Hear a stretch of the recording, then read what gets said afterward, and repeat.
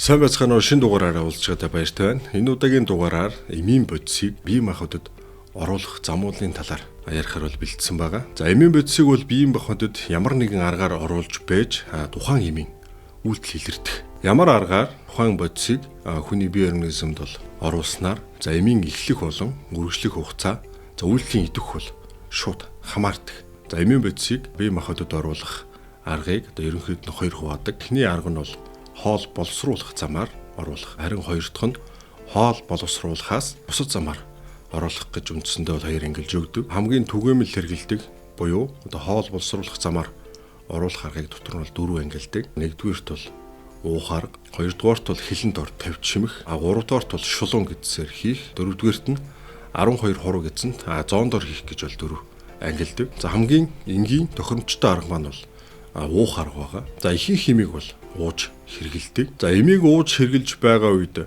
шүсний фермент, ходоодны шүүс 12 хуруу гэдсэнд орж ирж байгаа нойр улчиргаан ферментэд бол амархан задардаг. Энэ задарлаас урьдчилан сэргийлэхийн тулд зарим эмийг бүрээстэй, зарим шахамлыг бол бүрхүүлтэйгээр үйлдвэрлэдэг. За энэ бүрээс бүрхүүл маань за нарийн эзний шүлтлэг орчинд бол задарч өгдөг.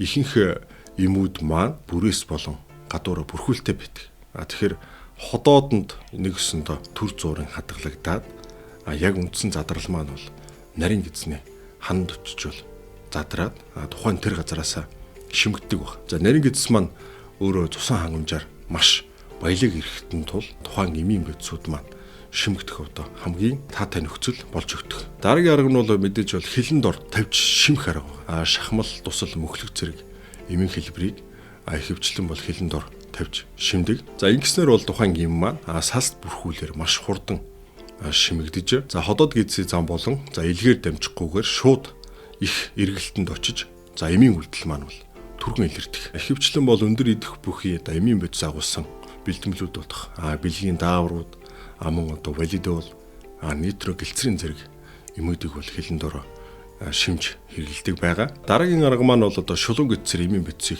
хийх арга гэж байгаа. За эмийн бодисыг шулуун гидсээр хийх арга нь ходоодны сас бүрхүүлийг цочрохоос зайлсхийх зорилгоор бол хэрэгэлдэг. Мөн дотор мухаарч бөөлжиж буй үед эмийн бодисыг хэрэглэх бол оновчтой арга байгаа. 50 орчим хувь нь цусны эргэлтэнд ордог учраас бол тухайн эмийн үйлдэл бол түргэн илэрнэ. Эмийн үйлдэл маань бол 7-оос 15 минутын дараа илэрдэг. Харьцангуй богино хугацаанд эмийн үйлдэл бол илэрж байгаа. Шулуун гидсээр эмийг хийх үед шулуун гидсний ханаар бол ус тосонд уустдаг бодис бол амархан шимэгдэж өгдөг. Ерөнхий болон хэсгийн үйлдэл үзүүлдэг. За сая л хийсэнчлэн шулуун гидсний хан маань өөрөө ус болон тосонд уустдаг бодисуудыг амархан нэгсэнд шимэгдүүлдэг. Тэгэхээр лаа хэлбэр болон глизм хэлбэрээр хэрэглэнэ гэсэн үг. Шулуун гидсээр хэрэглэхийн эмийн давуу тал гэж байгаа. За үүнд бол эмийн үйлдэл маань түргэн илэрнэ. Хоол боловсруулах замд задрахгүй, бага насны хүүхдүүд бол хэрэглэхэд тохиромжтой. Мөн илгийг хортуулахгүй, ухаангүй өвчтөнд бол хэрэглэж болно. Дөрөвдүгээр арга маань бол эмийн бодисыг 12 хуруу гэдсэнд зоон дор хийх гэж байгаа. Зарим эмийг 12 хуруу гэдсэн зоон дор хийхэд гэдсэнд өндөр концентрацтай нэгдэл шууд очиж үйлдэл түргэн илэрдэг. Жишээ нь бол магний сульфатыг бол зөсөөх зорилгоор энэ аргаар хэрэгэлдэг. Эмийн бодисыг хоол боловсруулах аргаас бусад аргаар оруулах гэж байгаа. За нэгдүгээрт бол тарих арга маань орчин. За хоёрдугаарт амьсгалын замаар оруулах аргууд маань хоол боловсруулахаас бусад аргаар оруулах арга дээр бол орно. Тарих аргын хувьд бол шингэн эмийн зүйлийг тариурын тусламжтайгаар хүний биед оруулахыг бол тарих арга гэж нэрлэдэг. За эмийн бэлдэмлийг судсаар, арьсан доор, лимфид, мөн билеврийн хөндөд, тэвлийн хөндөй, нугасны шингэн, ясны хэмд, уйнд, өвчүүнд бол тус эмийн бодисыг бол тарьж болно. Тарих аргын хувьд бол венийн судсанд хөвчлэн усан уусмал болон за хаяа зарим тохиолдолд спиртийн уусмлыг бол тарьж хэрэглэдэг. Судсан тарьсан эмийн бодис маань маш түргэн хугацаанд тарих болон зүрхэнд бол очдог. Ямар ч биологийн мембран бол шүүхгүйгээр маш түргэн бол үйлдэл илэрдэг. Тарьж хэрэглэж байгаа эмийн бодис маань мэдээж гадны холцгүй маш цэвэрхэн байх ёстой байдаг. Венийн судсанд досон уусмал, хүмүл, хийтэй уусмал бол тарьж болохгүй. Артерийн судсанд бол ихэвчлэн рентген тодосгогч бодис болон хавдрын эсрэг бодисуудыг бол хийж хэрэгэлдэг. Булчин тарих эмийн үйлдэл бол 5-аас 10 минутанд арьсан дор тарих маань арай удаан үйлдэл нэлэрдэг. Дараагийн хэрэглэх арга маань бол эмийн бодисыг бол амьсгалын замаар оруулах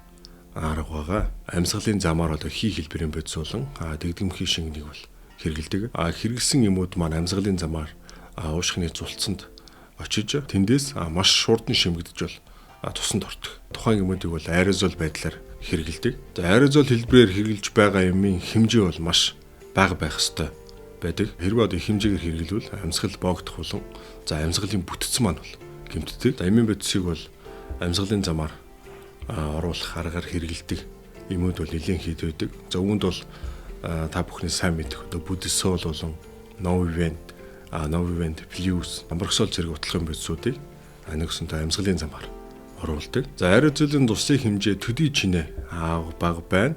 Тэр хэмжээгээр зулцсанд түргэн очиж шимэгддэг. Энэ аргын бас гол төлөөлөгч гэж бол нэрлэж болно. Энэ маань бол мэдээж бол сайлтам бол аэрозол байдаг. Тухайн сайлтам бол аэрозолыг бол яг энэ аргаар богино хугацаанд үйлдлийг илрүүлэх зорилгоор бол хэрэгэлдэг. Бусад аргуудын хувьд бол эмийн бодисыг шавших, угаах, зайлах, чин тавих зэрэг аргууд бол орчдөг. Та бүхэндээ эмийн бодисыг бие махбодод оруулах аргуудын талаар тайлбарлалаа. Дараагийн дугаараараа уулзтлаа. Түр баяртай.